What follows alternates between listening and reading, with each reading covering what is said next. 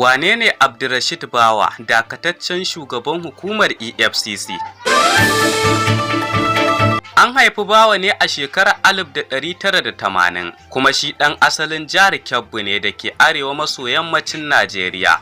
A shekara ta 2001 Bawa ya kammala karatunsa a Jami'ar Usman Dan Fodiyo da ke Sokoto, inda ya samu digirinsa na farko a fannin tattalin arziki. Abdulrashid Bawa ya fara aikin EFCC ne a matsayin mataimakin sufeta a shekara ta 2004. An naɗa Bawa a matsayin shugaban hukumar EFCC a ranar 16 ga watan Fabrairu na shekara ta 2021, kuma a ranar 24 ga watan Fabrairu na shekara ta 2021 Majalisar Dokoki ta ƙasa ta tabbatar da shi a matsayin.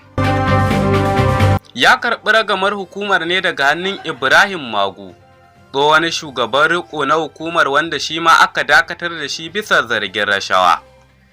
Abdulrashid Bawa shine shugaban hukumar mafi ƙarancin shekaru.